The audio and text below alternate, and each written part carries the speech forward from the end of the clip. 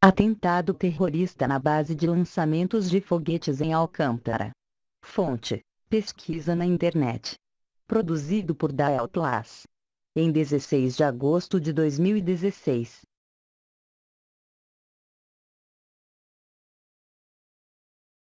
O Brasil trabalha desde os anos 80 na construção de um foguete nacional capaz de colocar satélites em órbita. E isso incomoda muito ao Pentágono, o Departamento de Defesa dos Estados Unidos, em todos os aspectos. A natureza foi muito generosa com o Brasil e deu ao país recursos naturais de valores incalculáveis. Como é o caso do nióbio, um metal altamente precioso, indispensáveis na indústria aeronáutica, e que praticamente só existe no Brasil. Dizem até que o Canadá tem um pouquinho, muito pouco. Pode até ser que sim, ou não, já que esse metal é de um valor estratégico militar. Veja bem, e é por isso que, quem coloca o preço no nióbio que é nosso, não é o Brasil, e sim, a Inglaterra, a quem controla o Canadá, que tem essa migalhinha de nióbio. Para o Pentágono, o Brasil tem que ficar longe das altas tecnologias, para não começar a abrir os olhos sobre o grande potencial que tem em mãos. Já que sem o nióbio, a Força Aérea dos Estados Unidos voltam ao passado. Sendo assim, então quem era para ser o todo-poderoso nessa história?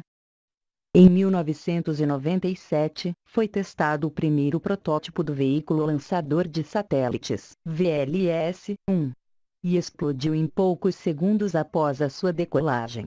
Em 1999, outro teste, e mais uma explosão.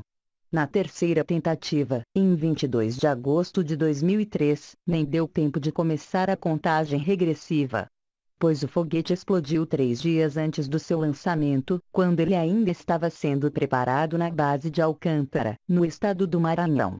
Detalhe: dessa vez, eles eliminaram por fim toda a equipe técnica do projeto, os responsáveis por essa afronta aos interesses estratégicos norte-americanos. O Comando da Aeronáutica investigou e concluiu que o acidente foi causado por uma falha elétrica. O problema é que, o relatório oficial, não convenceu ninguém no planeta, salvo as partes interessadas, que são os Estados Unidos e as traíras infiltradas em nossas Forças Armadas. E para quem não saiba, não entendeu. O alto comando das Forças Armadas do Brasil é e sempre foi subordinado ao Pentágono. Especialistas em pesquisas espaciais desconfiam que o programa brasileiro foi de fato sabotado. E os fatos indicam, pois são muitos, e são fortes. Em agosto de 2003, logo após a explosão, enquanto os destroços ainda queimavam, já havia fontes militares descartando a hipótese de sabotagem, dizendo que o defeito no foguete ocorreu sozinho. Uma detonação espontânea seria difícil, pois ainda faltavam 3 dias para o lançamento, e o combustível foi escolhido de forma a minimizar o risco de explosões. A aeronáutica havia cancelado o lançamento algumas vezes, sem dar nenhuma explicação à parte brasileira interessada. Dias antes, dizem que os militares brasileiros fizeram um levantamento sobre estrangeiros registrados em hotéis de São Luís. E também foi constatado que cerca de 20 americanos estavam hospedados na cidade de Alcântara, justamente na semana do atentado, e algo incomum para essa pequena cidade. E agora, uma sucessão de detalhes interessantes. Veja bem. 1. A tecnologia de um foguete como o VLS é essencialmente a mesma utilizada em mísseis de longa distância, como os que carregam armas nucleares.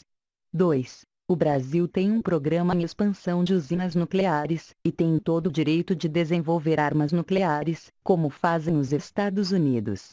Afinal, nós precisamos muito mais do que eles, para defender a nossa soberania, a nossa riqueza, que por sinal é bem maior que a deles. E não é o Brasil que tem a fama de sair criando guerra e mais guerras. E não é uma nação terrorista, e que teve a coragem de jogar 2 bombas atômicas contra 2 populações civis indefesas, a ditar regras para o Brasil. E regras essas, que sabemos que eles não cumprem. 3. Atualmente, a base de Alcântara é considerada o melhor espaçoporto do mundo em localização geográfica. por estar próxima à linha do Equador, e permite uma economia de até 30% de combustível nos foguetes. Na prática, isso significa gastar menos ou poder mandar para o espaço cargas mais pesadas. Como os Estados Unidos são os donos da maior parte do lucrativo mercado de lançamento de satélites comerciais, eles tentaram, em 2001, fechar um acordo para alugar a base brasileira para seus lançamentos. Mas havia vários detalhes importantes no acordo de salvaguardas tecnológicas proposto. Um deles determinava que nenhum brasileiro poderia fazer inspeções no que estivesse sendo trazido dos Estados Unidos para Alcântara. A proposta gerou muitos debates no Congresso e foi engavetada como violação da soberania nacional. 4. No dia 27 de agosto, Ronaldo Schlichting, um pesquisador da corrida espacial e perito em armas, disse que uma bala de fuzil Barrett .50 poderia ter sido a causa. 5. No dia 28 de agosto, Edson Bittencourt, um cientista e professor do Centro Tecnológico da Aeronáutica, nega ignição espontânea num dos 4 motores do foguete que explodiu em Alcântara. Sugere onda eletromagnética disparada do espaço ou de pequeno dispositivo inserido no motor e controlado à distância. 6. É possível destruir um foguete com o apertar de um botão, aproveitando uma falha de segurança na informática. Pedro Antônio Dourado de Rezende, professor do Departamento de Ciência da Computação da Universidade de Brasília, acredita que sim. Bastaria uma rápida e certeira transmissão, até por radiofrequência, de um ponto escondido em algum canto da base. Se o Brasil tivesse o controle de sua soberania, uma operação cheia de falhas como essa não teria acontecido. Pois é assim que a CIA, a Agência de Crimes de Inteligência dos Estados Unidos, atua. A solução para o Brasil é simples, e dolorosa para quem não presta. Trata-se de preparar a base de tudo, limpar esse terreno minado. Já não é novidade para a maioria que o nosso país está completamente infectado por traíras que defendem os interesses dos Estados Unidos aqui dentro, nem que para isso eles ajudem a prejudicar e até mesmo a assassinar gente nossa. Por outro lado, lá na Turquia, o Erdogan, que eu não o defendo, mas reconheço que está fazendo uma bela faxina. Já no Brasil, essa faxina teria que ser infinitamente maior. Caso contrário, vamos nadar e morrer na praia, como esses técnicos da aeronáutica. Nós temos que fazer o uso do polígrafo, um detector de mentiras, em todos. Pois precisamos identificar as traíras e retirá-las de circulação. O Brasil não pode mais conviver com essa peste. Obrigado, Dael Plas.